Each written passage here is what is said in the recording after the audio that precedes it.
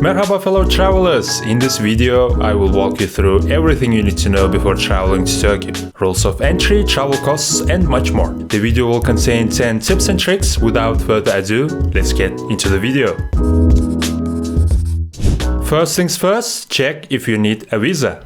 Turkey has a very relaxed visa policy. Citizens of many countries can travel to Turkey without a visa, or just with an electronic visa. Getting an electronic visa is extremely simple. I will leave the link below. After you've checked how can you legally enter Turkey, make sure that you meet COVID entry requirements and fill out online entry form. Now let's talk about this in detail.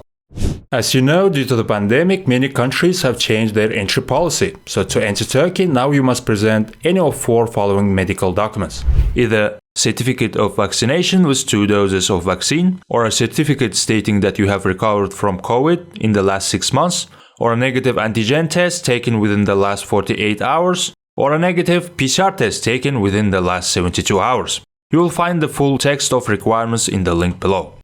The last thing you need to do before your journey is to fill out online entry form. This form must be completed within 72 hours before you enter Turkey. Upon completion of which you will receive a HES code. It's a special code which you will be required to show at the airport. Also upon arrival in Turkey, in public transport, in museums and in many other places, this code is required. Therefore, it's important to have your HES code in electronic or printed form. The link to the form I will leave also in the description. Turkey is among Europe's cheapest countries. When visiting Turkey, on average expect to spend $50 per day on accommodation, transportation and food. And the rest depends on your budget. Hostels cost around $10, hotels $30, apartments $40. Food on average $4 for a plate, taxi ranges from $7 for 10 kilometers and public transport 35 cents. Payments are required in liras, so it's better to bring money in hard currencies as you can easily exchange them for liras. Or you don't have to carry all the money in cash, since in Turkey card payments are accepted as well, but not everywhere. You can also withdraw foreign currency from ATMs in liras. For this, it's better to use the ATMs of state banks, as the commissions there will be lower. Visa and MasterCard are the most popular cards in Turkey, but other cards are accepted as well. In Turkey, in order to navigate well, find a nice place to stay or eat, you will always need the internet.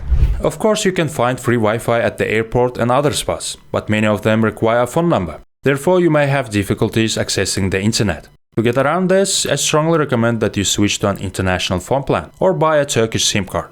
A Turkish SIM card with minimum tariff costs around $17. When it comes to accommodation, there is a lot of choice, and to find what suits you best, you can always use popular sites like Airbnb.com, or better, use Google Maps as I do. It's simple. In Google Maps, over the area you would like to settle in, search for hotels. Then in search results, compare locations, reviews and prices. This way you will quickly and surely find the best offer. In Turkey, you can easily get around without knowing either a location or Turkish. But for that again, you need to know how to use Google Maps. In the maps, you can type in any place you want to get to, hotels, museums, attractions, and Google will show exactly how to get there in different ways, by car, by public transport, or on foot. If you choose public transport, then Google will show where and at which stop you need to get on, how many stops to go, and which one to get off at. To use public transport, you should buy fare payments cards at the nearest kiosks. In case you would like to ride a taxi, I recommend using the Uber app. In this app, you type in where you want to go and the app shows how much this trip will cost. After you make a booking, the driver will see the address, so you won't have to explain anything. Very handy. Some taxis may have payment terminal, but mostly be prepared to pay cash. In Turkey, there are restaurants and cafes at every corner. With such abundance, you would like to find a place with tasty food and reasonable prices. And that's best possible with Google Maps. In Google Maps, after you search for restaurants, the results will show up, where you can check reviews, menu and prices of the nearest restaurants. You see $2 symbol? It means this is an average price spot.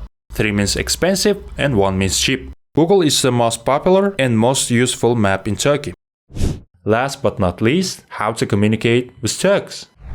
In tourist places, in hotels, you surely will find English speakers. Some Turks understand and speak basic English, but to feel yourself comfortable, it will be useful to have translation apps on your phone. With the help of such apps, you can make sure that you understand the locals and you are understood by them as well. That's all for today. If you have enjoyed the video, do not forget to like and subscribe. Let me know what you think in the comments and check out my other videos. It was Raimov. Thanks for watching.